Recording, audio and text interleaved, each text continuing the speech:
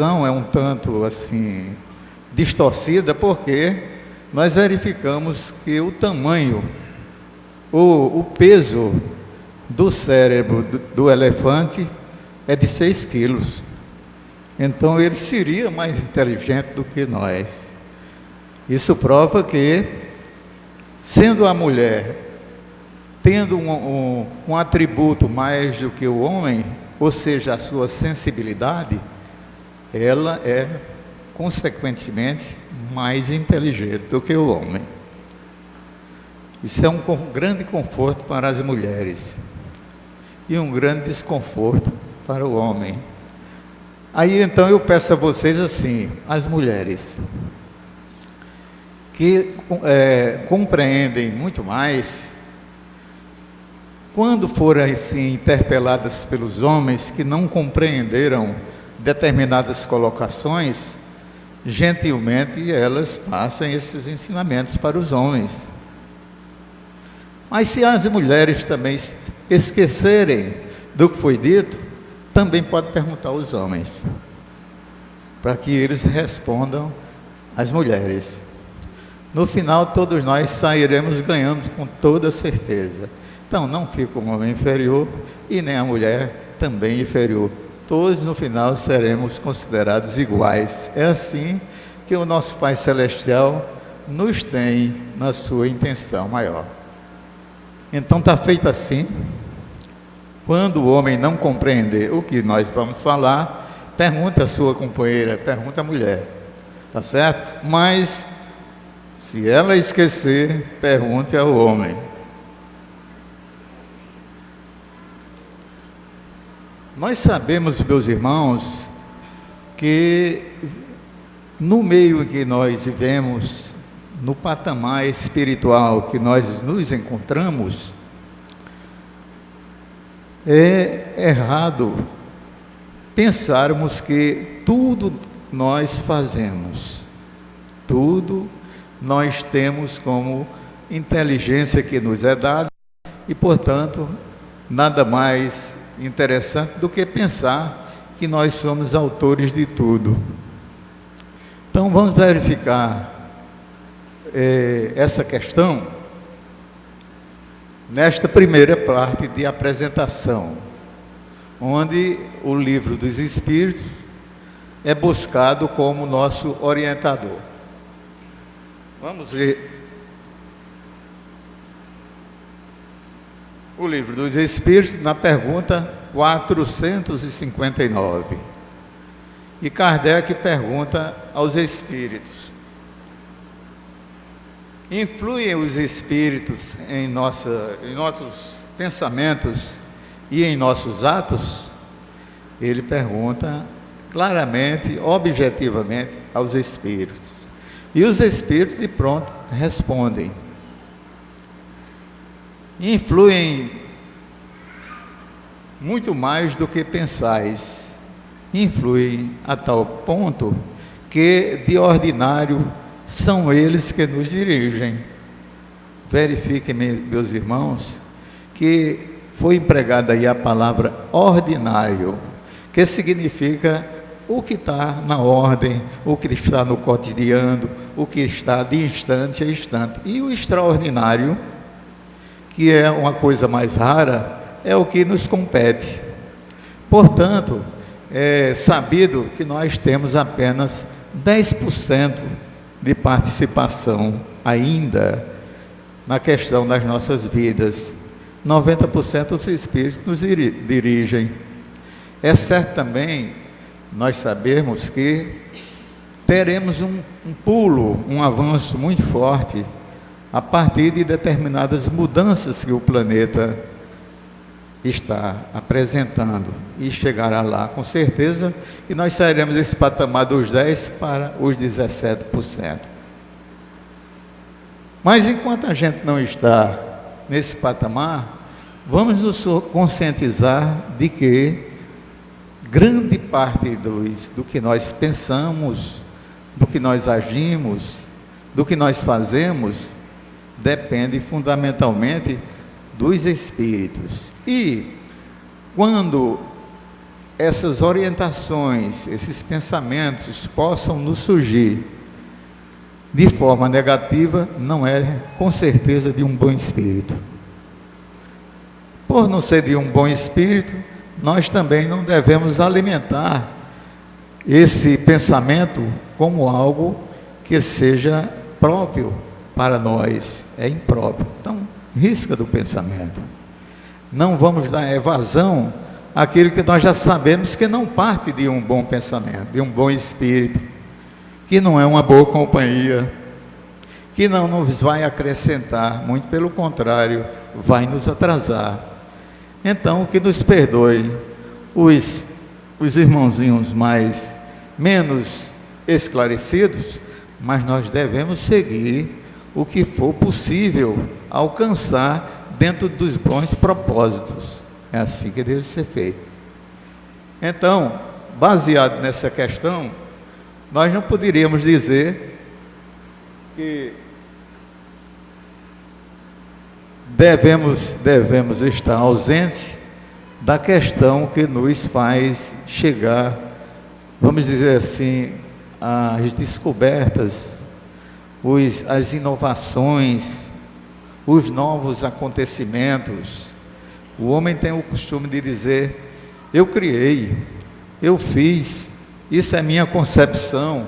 Não é não, meu irmão, porque todas as descobertas, já foi criado, o conteúdo já foi criado por Deus, apenas o homem descobre, tem a inteligência de descobrir.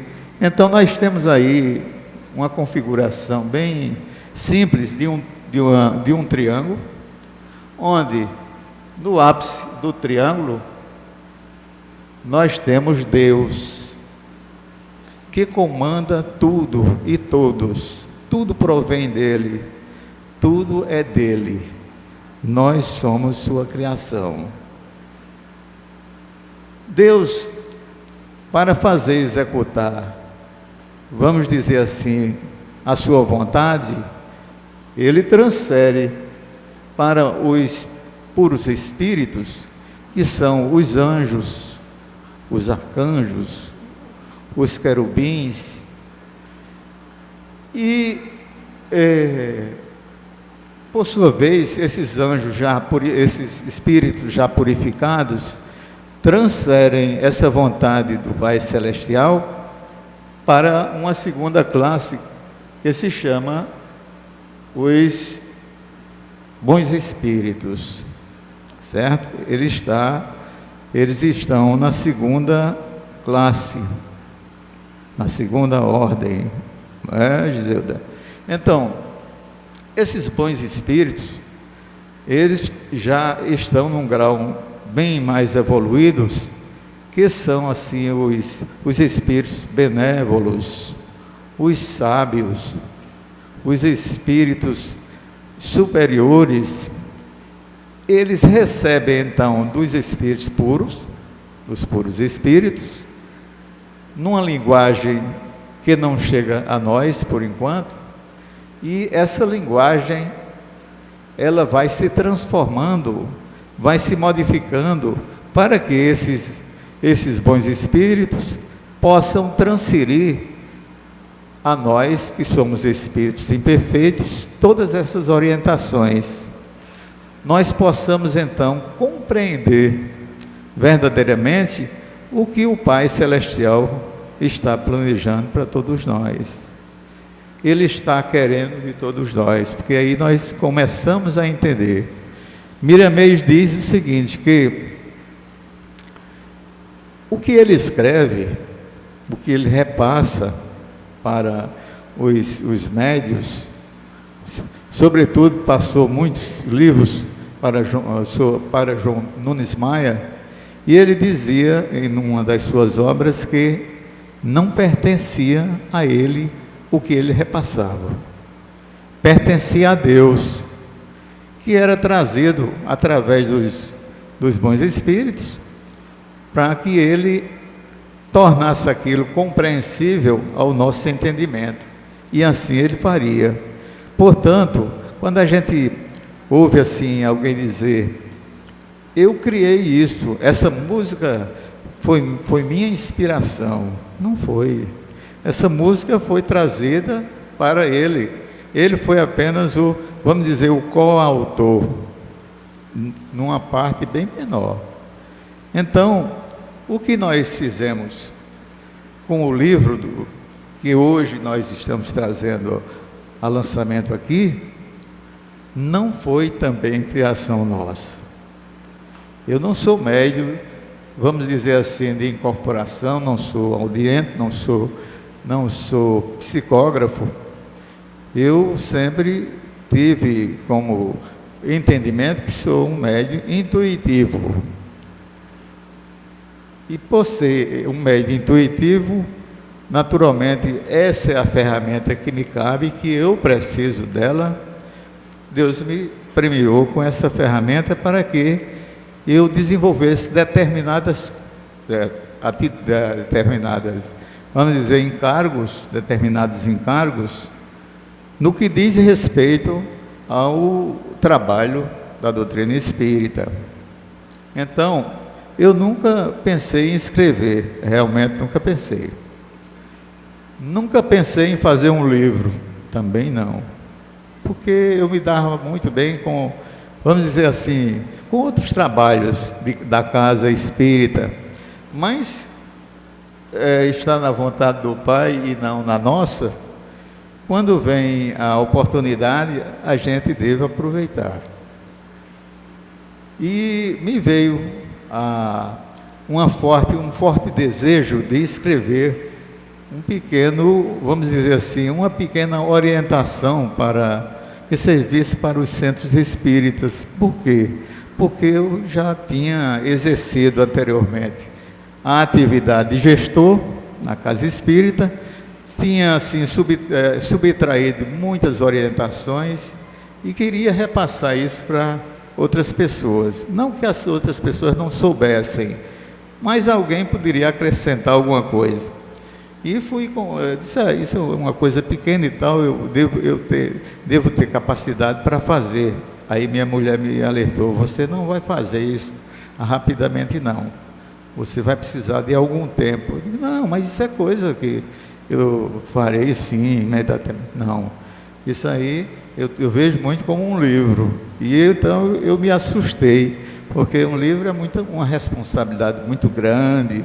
Eu nunca imaginei ser escritor, e nem sou, não posso me considerar como tal.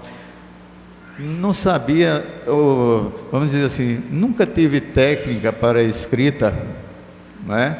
Mas paciência, chegou à vontade e a gente escreveu o primeiro livro, que se chama Vias e Meios à Causa Espírita. Esse livro não foi lançado, não era para ser lançado, mas nós fizemos 5.000 exemplares e distribuímos às casas espíritas do Brasil gratuitamente. Era o objetivo. Muitos e-mails recebi, graças a Deus nunca um e-mail chegou dizendo que o trabalho era muito ruim, etc, etc. E eu dou graças a Deus. E aí então, digo: bom, cumpri a minha parte e tal, e vou ficar caladinho no meu canto. Não fiquei caladinho não, e nem disponível. Chegou a oportunidade de escrever esse livro, porque eu vivenciei uma situação muito difícil, e essa situação eu a vivenciei sem reclamação. Nunca reclamei, nunca me indispus, jamais.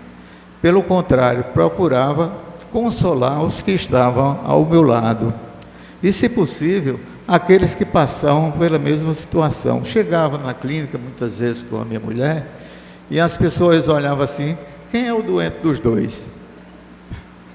Porque eu nunca demonstrei, nunca me senti doente, jamais me senti doente. Então, eu perguntei assim a Deus: para que eu fui honrado com aquele tipo de situação? Para quê? E não por quê? Porque não caberia a pergunta mesmo porque quando nos acontece algo, nos acontece por merecimento e por necessidade. E nós sabemos que os remédios atenuantes das dores, na cura do corpo físico, nós poderemos encontrar para comprá-los. Mas como é que nós vamos comprar o remédio para curar a nossa alma? Não existe. Nas farmácias eu não vejo nenhuma que venda. Justamente o remédio para curar a nossa alma não poderia ser outro senão a dor, senão a doença. Por isso, todos nós devemos tê-la como um presente de Deus, uma oportunidade que nos foi dada para que nós pudéssemos curar a nossa alma. Se não for assim, nós não curaremos nunca. Ficaremos passo a passo, momento a momento, anos a anos, se não tiver esse medicamento da farmácia divina, e se nós não o aceitarmos de bom grado, poderemos agravar a situação. Jesus nos falou assim, que se nós pagássemos a dívida sem reclamação, sem o repúdio, ela poderia ser reduzida a 99%. Então, que bom a gente entender isso, porque a gente sabe se comportar diante da vontade de Deus e pagar só 1%. Imagine como é bom pagar só 1%, não é verdade? Então, nós devemos entender que todos nós somos doentes, em primeiro lugar. Quando nós merecemos os benefícios da reencarnação, nos compartimentos sutis das nossas células, que são em número de 10 trilhões cada ser humano tem, afora as bactérias que também nós abrigamos. E nesses 10 trilhões de células, aí vem nos cromossomos as doenças, que muitas vezes não são hereditárias.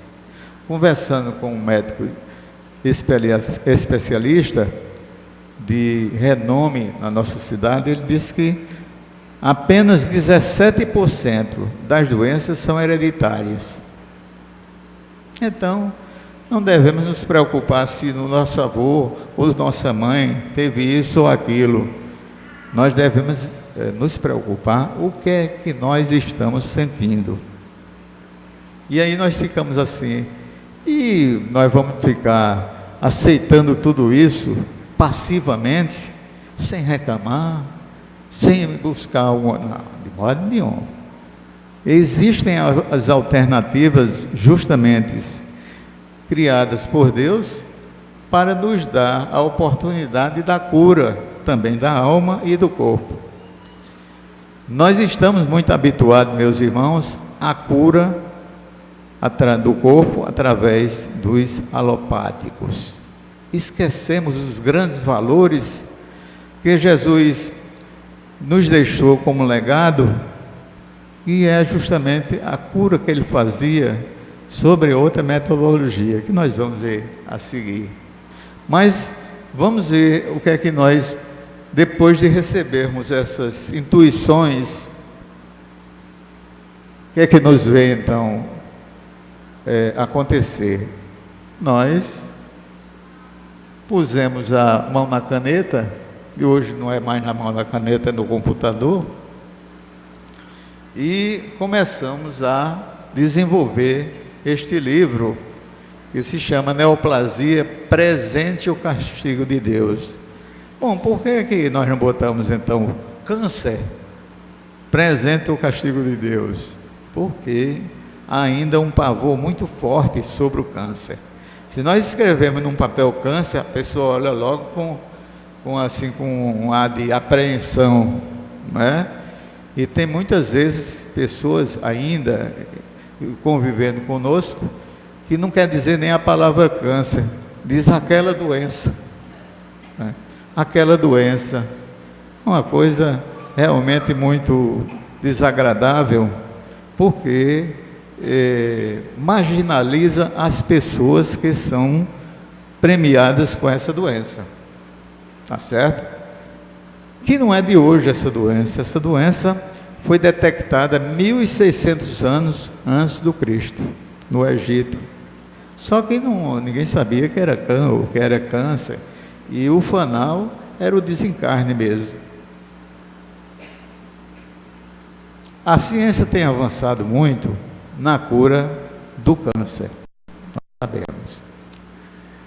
E atualmente nós estamos, aliás, não é nem atualmente, o Rosten já nos dá um conselho muito bom, que nós vamos dizer depois, mas enquanto não chega lá o momento, nós podemos dizer a vocês, meus irmãos, que todos esses males físicos, sim, o nosso livro, ele tem por objetivo um esclarecimento amplo, sobretudo sobre o câncer, e vem trazer um autoconforto muito grande às pessoas, porque orienta realmente, em muitos aspectos, como é que nós devemos nos comportar diante de um acontecimento tão gravoso, tá certo?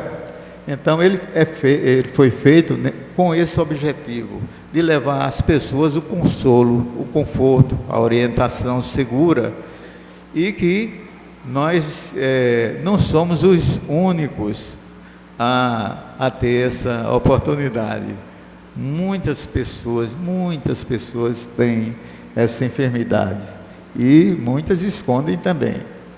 Bom, vejamos o seguinte: as glândulas endócrinas. Essas glândulas endócrinas, todos nós temos. São elementos altamente significativos para o nosso corpo físico, para o funcionamento dos nossos órgãos vitais. E elas estão, vamos dizer assim, abrigando, pena que o desenho talvez vocês não visualizem muito bem, mas elas estão abrigadas, por exemplo, a partir do nosso meio, da parte superior do nosso cérebro, na parte divisora do cérebro, nós temos uma glândula chamada pineal. Essa glândula foi considerada por muito tempo pela medicina, aliás, muitos médicos ainda consideram a glândula pineal como algo que não tem nenhuma importância para o nosso funcionamento. Para testar isso,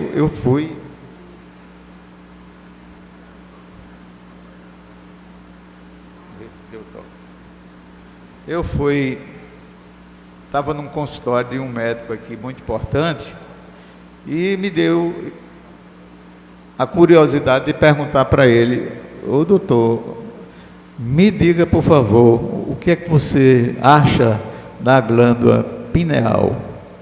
Aí ele disse: bom, à luz da medicina, ela não tem muita importância não. Ela aparece no nosso corpo. Na idade infantil, ela é maior do que na idade adulta, porque a partir do nosso crescimento do corpo físico, ela vai murchando um pouco, vai diminuindo de tamanho e se torna, vamos dizer assim, cristalizada. Foi aí que ele disse. Eu digo: tá, muito bem, muito obrigado. E me calei. Aí ele olhou assim para mim e disse: agora, quem está curioso sou eu. E o senhor, o que é que acha da glândula? Porque o senhor fez essa pergunta, deve saber alguma coisa sobre isso. Eu digo: olha, Na verdade, partindo do princípio de que Deus não faz nada inútil, então Ele não iria trazer para o nosso corpo físico alguma coisa que não tivesse nenhuma utilidade.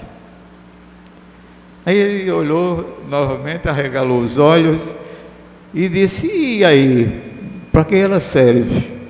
Aí então eu, à luz da doutrina espírita, expliquei o que eu sabia sobre a glândula pineal. É hoje considerada a glândula mais importante do nosso corpo físico. É a antena receptora e transmissora dos nossos pensamentos. Veja a importância que ela tem. A partir dela, há um comando especial para um estímulo, vamos dizer assim, uma transmissão eletromagnética, utilizando os neurônios, que imediatamente as informações partidas dela chegam à pituitária. Essa glândula pituitária, ela se localiza na parte posterior do corpo físico, na parte superior da coluna vertebral e na base do crânio. Há uma cavidade chamada célula túrcica. Essa glândula endócrina, importantíssima, se localiza nesse ponto. Mediante as informações recebidas da epífise, então há vamos dizer assim, uma mecânica que ela envia, um desejo que ela expressa para as outras glândulas endócrinas inferiores, que se localizam sobre os rins, a glândula renal. Ela se divide em duas partes. Eu até pulei ali a tireoide, que é aquela que nós temos aqui no pescoço, né? Se divide em dois lobos e é responsável pelo mecanismo da respiração. Então nós temos em seguida a suprarrenal, que é literalmente sobre os rins. Essa glândula, ela é importantíssima porque ela controla, basicamente, estimula a produção, a transformação das nossas gorduras, das proteínas, em glicose, tá certo? E também controla diminui, atenua ou até neutraliza o nosso estresse. Então é uma glândula altamente significativa para todos nós. Nós temos em seguida a glândula pancreática, que ela é uma glândula também muito importante, se localiza na parte superior, é uma cavidade abdominal, e ela tem a capacidade de produção da insulina, que é aquela que vai ser distribuída para o nosso organismo no controle da glicose, tá certo? Também na produção do suco pancreático, que é aproveitado na alimentação. Ela produz isso.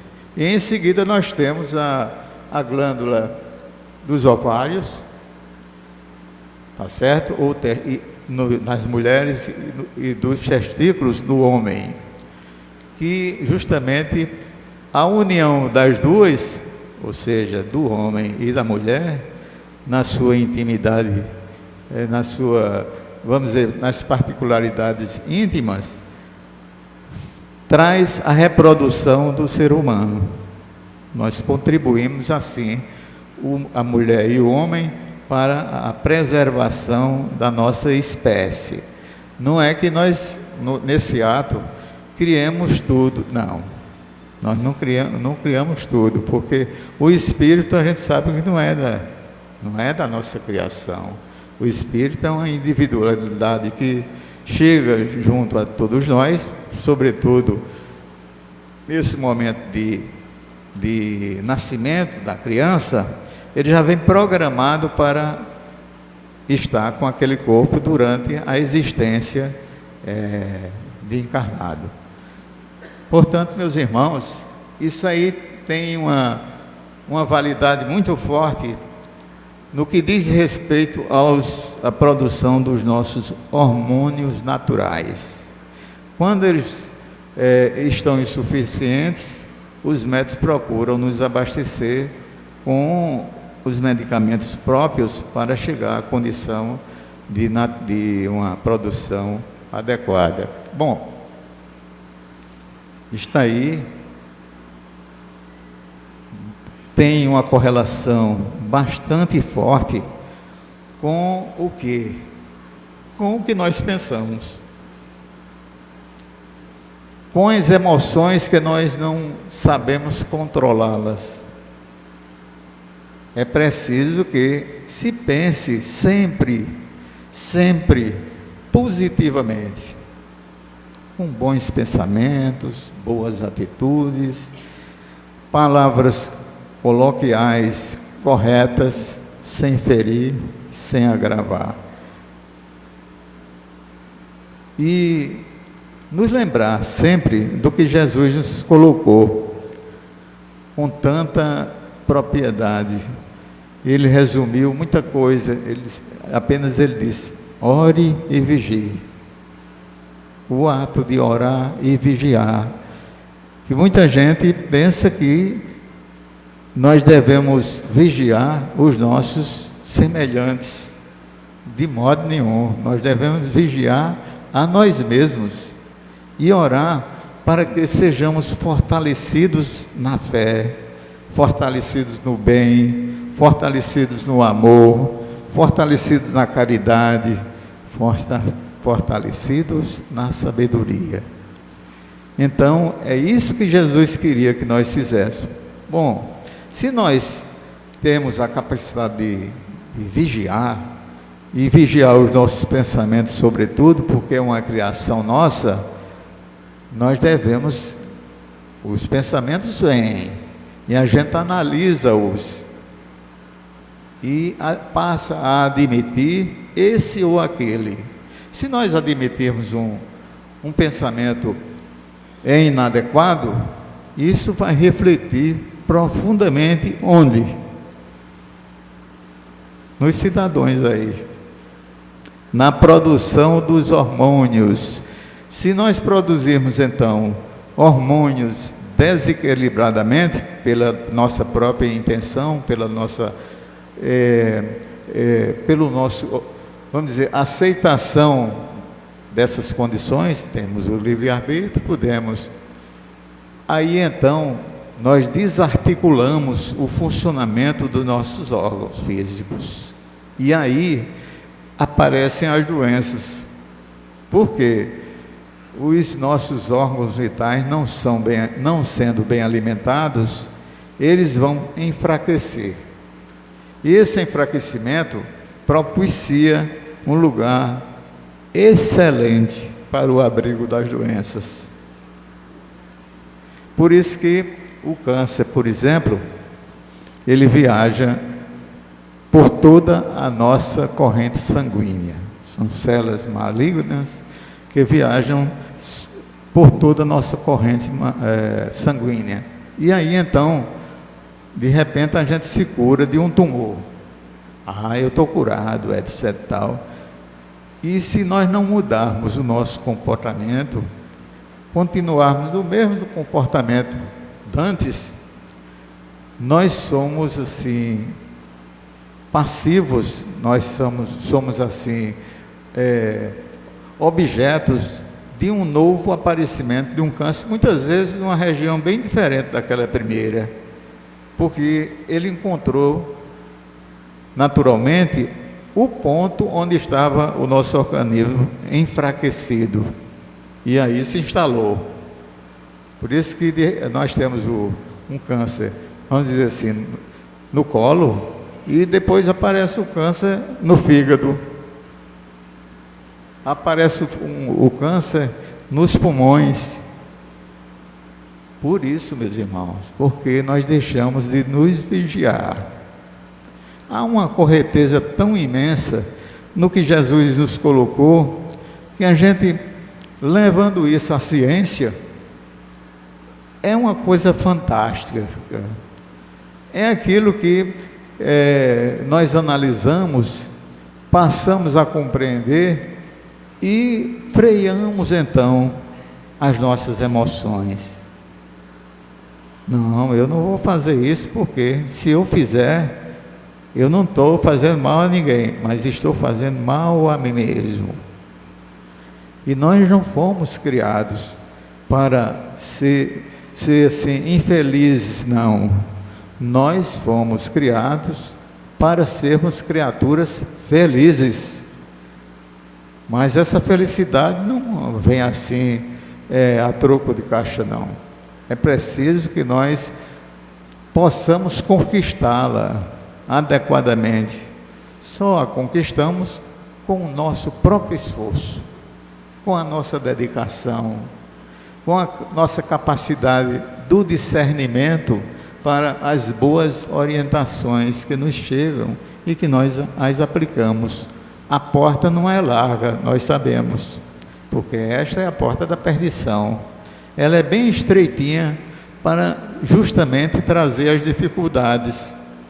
Quanto maior seja a dificuldade e nós possamos vencê-la, proporcional será o que vem em nossa vantagem.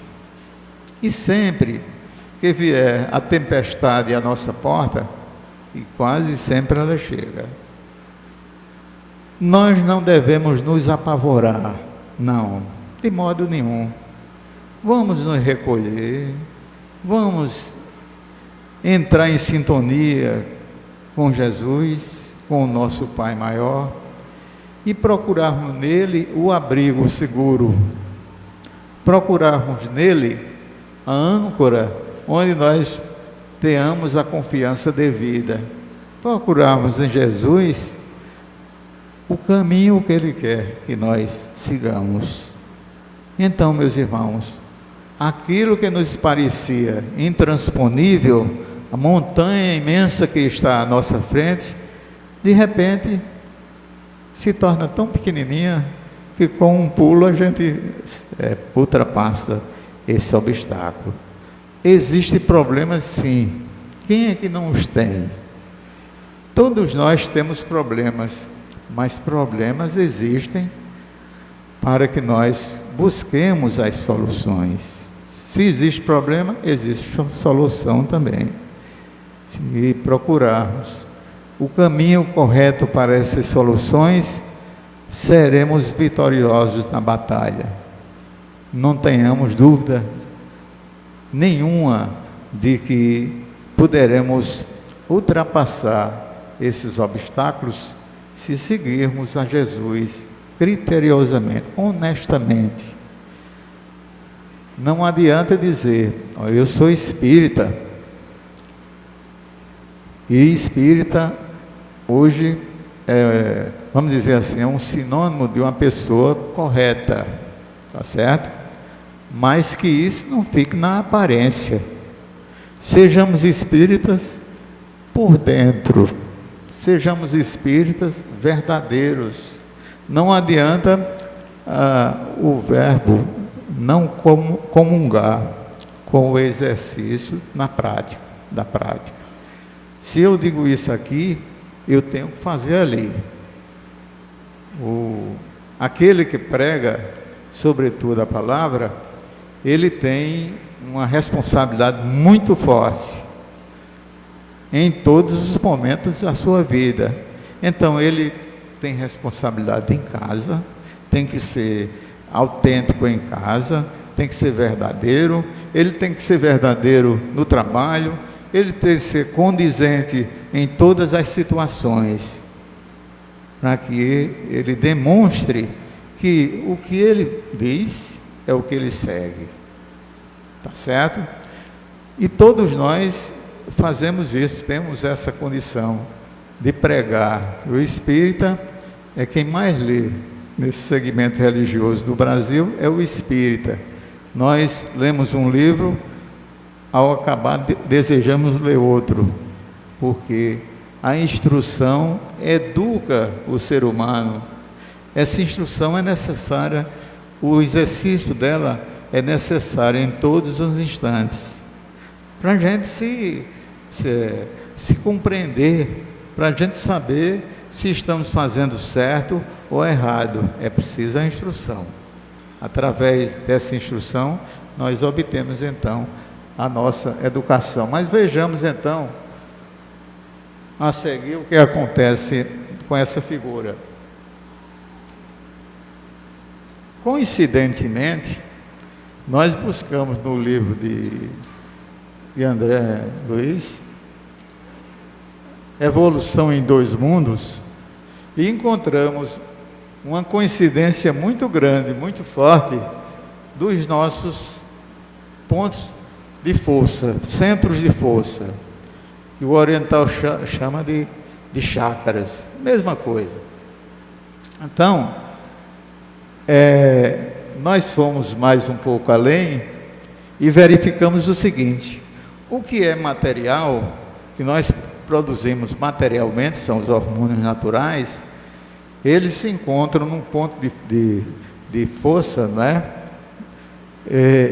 Com os elementos espirituais. Quando a gente vai tomar um passe, por exemplo, o passista que já compreende, ele vai buscar a aplicação do passe, vamos dizer, na região que está afetada.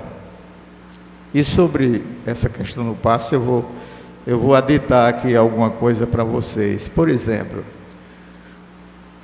quem está habituado a tomar passe, que é uma coisa muito boa,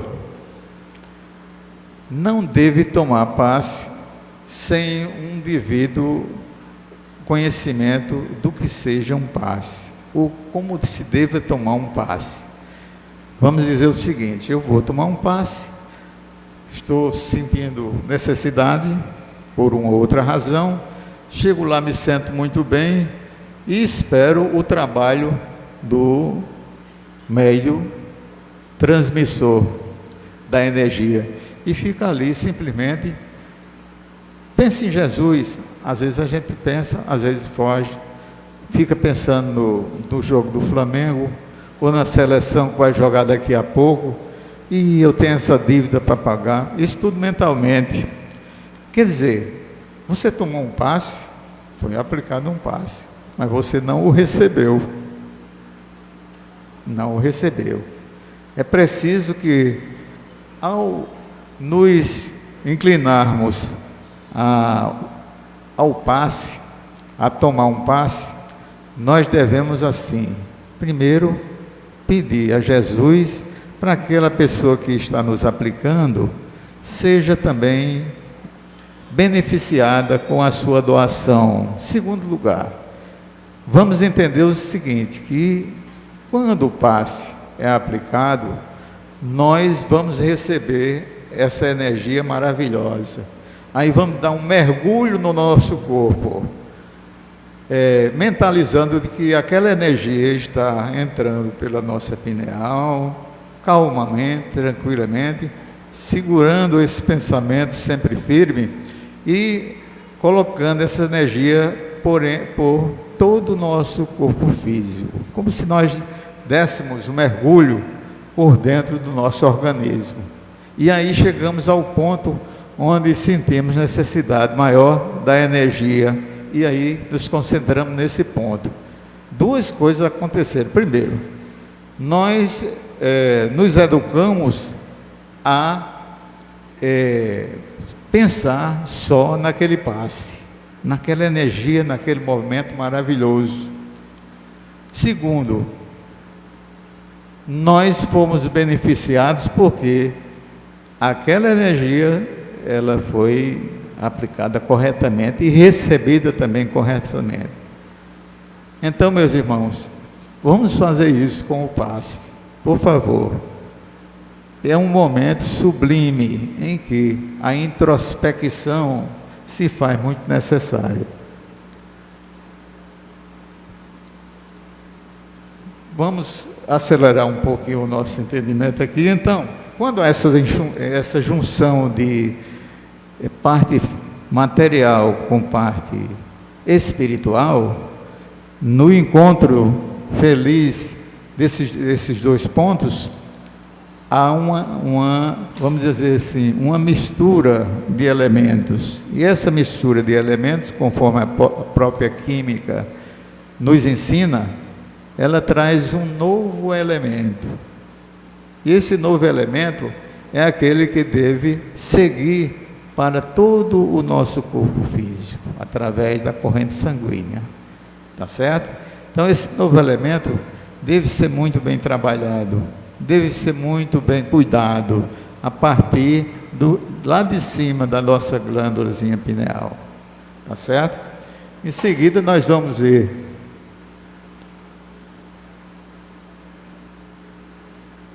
vamos tocar do ponto principal, que é o câncer. O câncer é uma doença epidemiológica do século. Quase todas as famílias são vitimadas, tem alguém vitimado pelo câncer. Se não foi ainda, mas poderá ser, tá certo? Porque a própria mudança energética do planeta, que nós estamos aí observando, sobretudo as mulheres sentem muitas dores. É por causa da mudança de energia. Nós estamos habituados a, vamos dizer, acender uma luz de 40 volts e agora estamos acendendo uma luz de 100 volts. Então muda a energia. Nós precisamos nos adaptar a essa nova era de nova energia que o planeta está passando por ela, certamente por razões que a gente sabe que é uma mudança também de moral de todos nós. Então nós temos aí o câncer como a doença mais gravosa, uma das mais gravosas do século.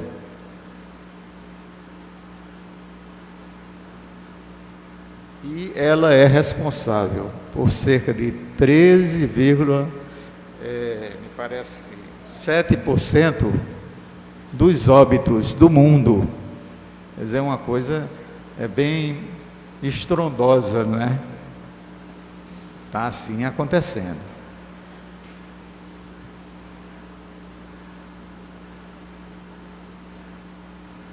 No sexo masculino, ela ataca muito os pulmões, não é?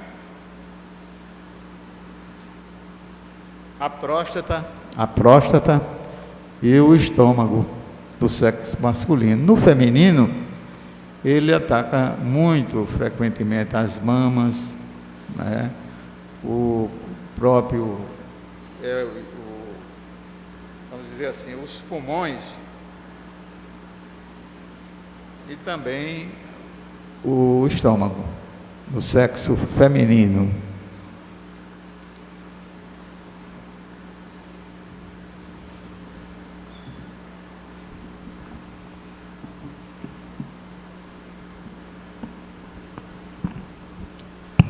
Vamos ver o que acontece, então, mapeando essa incidência do câncer, por dados colhidos mediante a macro-região do nosso Brasil. Nós verificamos que a região sudeste, que acolhe os estados de Minas, São Paulo, Rio de Janeiro e Espírito Santo, é a que é premiada como que está em primeiro lugar, com 242 mil casos de acometimentos. Ela está em primeiro lugar. Mas também, por outro lado, ela tem o maior volume de habitantes do nosso Brasil. Ela tem 44% dos habitantes estão também nessa região. Por isso que o volume, ela abriga o primeiro lugar, e o volume é muito grande. Mesmo assim, juntando todas as outras regiões, ainda é um número inferior a esse aí. Por que isso acontece? Porque a alimentação, o modo de vida, não é? Que é muito difícil viver nas regiões mais adensadas, não é? É muito difícil ter uma condição, uma qualidade de vida como nós temos aqui em nossa terra. Então o câncer aí se instala com maior frequência. Em segundo lugar, nós temos então a região sul, que abriga aí três estados da nossa federação. Ele está assim, trazendo 99 mil casos, portanto ele está se enquadrando em segundo lugar. Em terceiro lugar está a nossa região, com 9 estados que compõem, e traz um número de 78 mil casos, quase 79 casos novos. Em quarto lugar, nós temos o centro-oeste, com 3 estados, trazendo o número de 28 mil casos. E, em quarto e último lugar, nós temos a região norte, que, embora tenha um território muito grande, mas tem poucos habitantes também nela. Então, se justifica que ela tenha um número razoavelmente inferior, 17.600 casos novos. A nossa metodologia de cura, eu não sei se eu posso avançar um pouquinho o espaço, Marcos. Falta pouca coisa. Uns 10 minutinhos. Tá certo? O pessoal concorda ou a gente fica por aqui? Então vamos ver. A metodologia de cura que é bastante importante que nós digamos agora. Bom, primeiro, se curar da doença significa ter o desejo sincero de querer se curar. Tá certo? Não adianta a gente tomar remédios, ou tomar remédio e tal, mas tanto faz como tanto fez. Não, não é assim. Eu quero ser curado. Quando a gente marca o pé firme no eu quero, sempre acontece. Tá certo? É um desejo que vai se realizar, vai se materializar. Então, eu quero ser curado. Logicamente, a gente é curado se tiver o merecimento. Tá certo? Se tiver o merecimento, nós seremos curados. Mas nós desejamos isso. Temos que desejar primeiro ser curado. Segundo lugar, é o uso das alternativas. Por exemplo, o uso do alopático, que é um verdadeiro arsenal que nos é oferecido pela medicina. Mas tem uma coisa interessante, são os efeitos colaterais também. A gente se cura de uma coisa e vem outra para nos atrapalhar.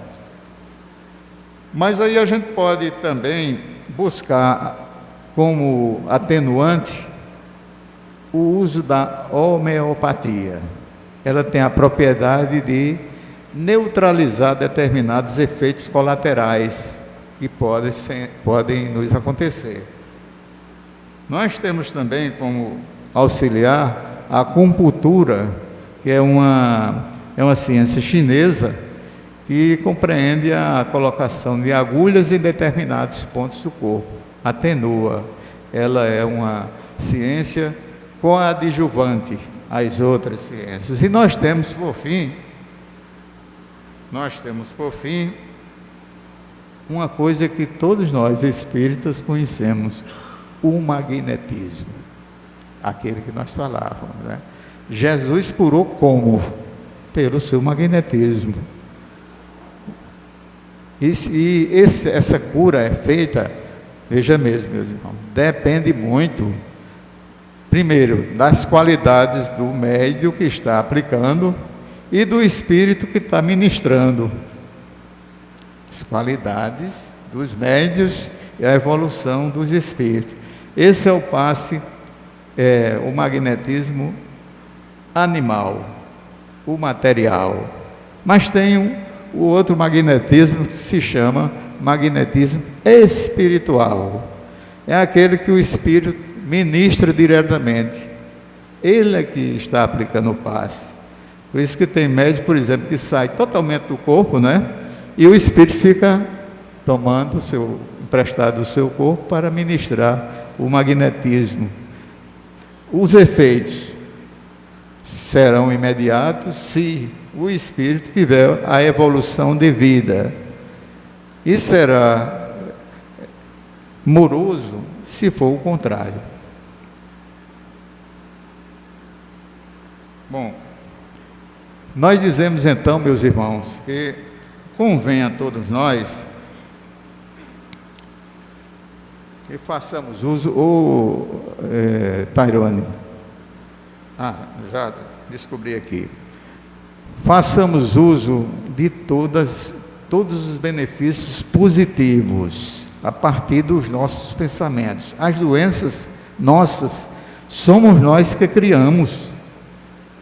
Então, é bom uma doença, sob determinado ponto de vista, sim. Aquelas, por exemplo, as doenças kármicas são muito boas, porque cura compromissos do passado. Mas nos cabe buscar a doença, provocar as doenças em todos nós? Não. Então, vamos cuidar do nosso corpinho, vamos cuidar das nossas ações, dos nossos pensamentos, para obtermos qualidade de vida, obtermos momentos de felicidades, porque completamente feliz não seremos ainda.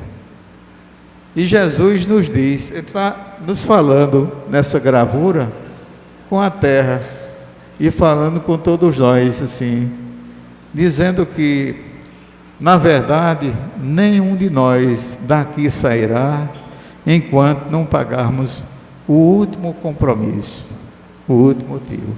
Isso é uma verdade absoluta.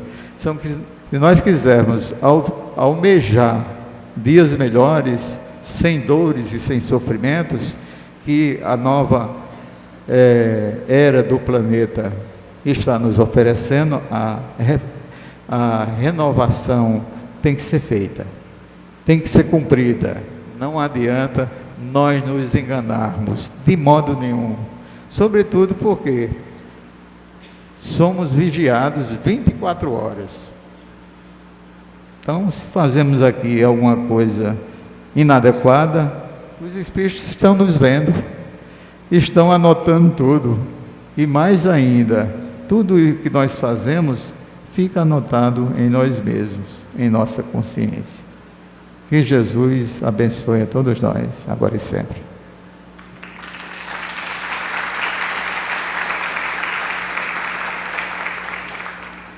Essa ovação é para Jesus.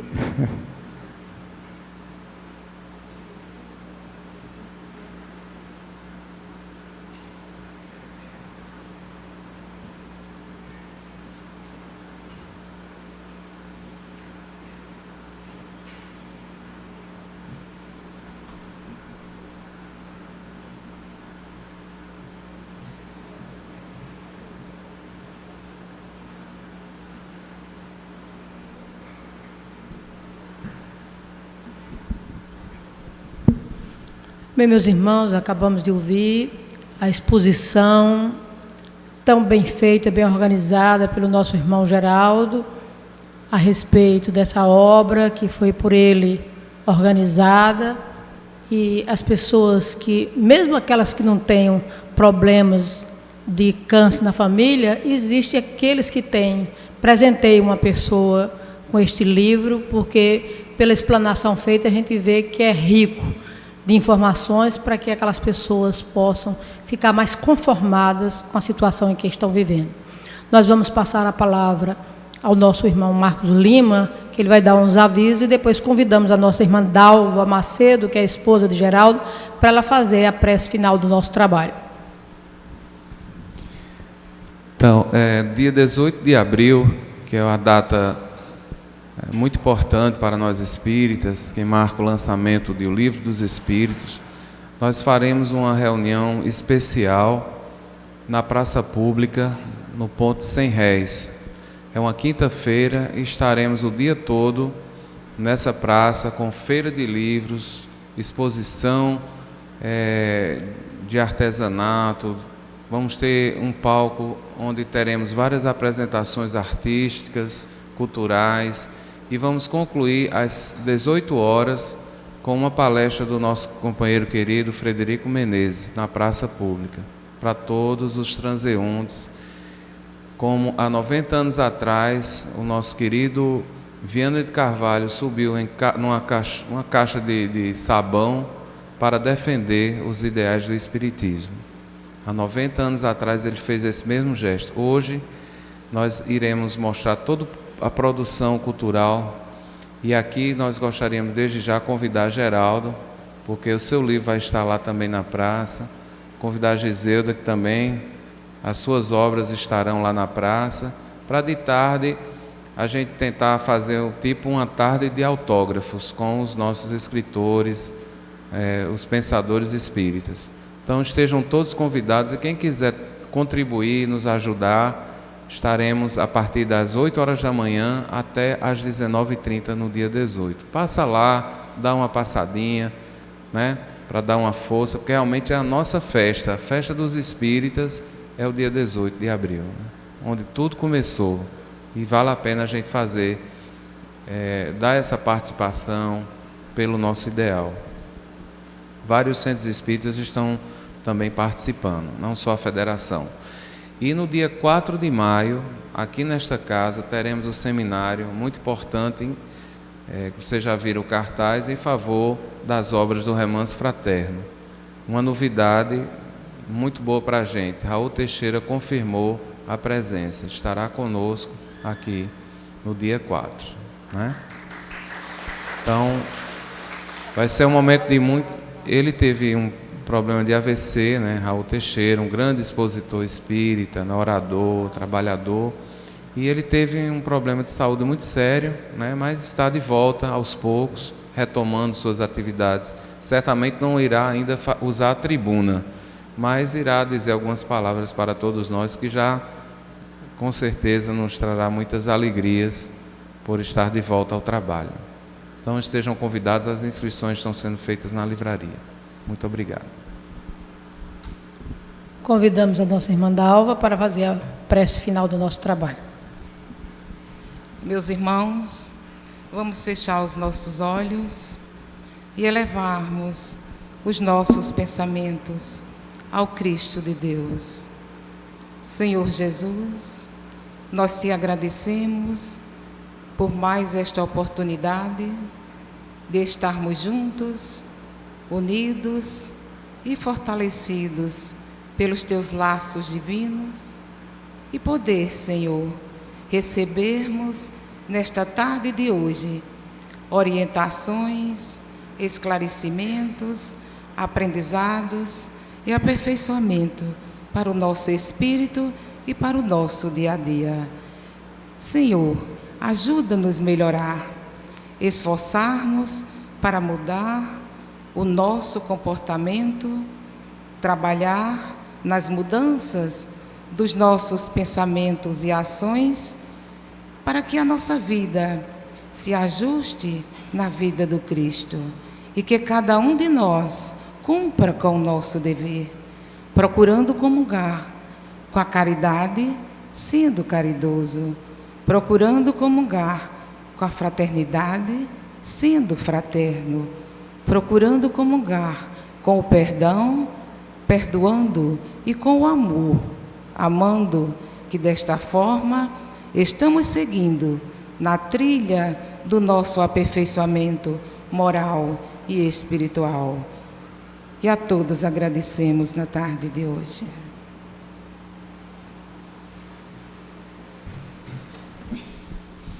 Assim damos por concluída a nossa reunião da tarde de hoje. Os livros do nosso Geraldo estão lá embaixo. As pessoas que desejarem adquirir, ele está lá embaixo para autografar.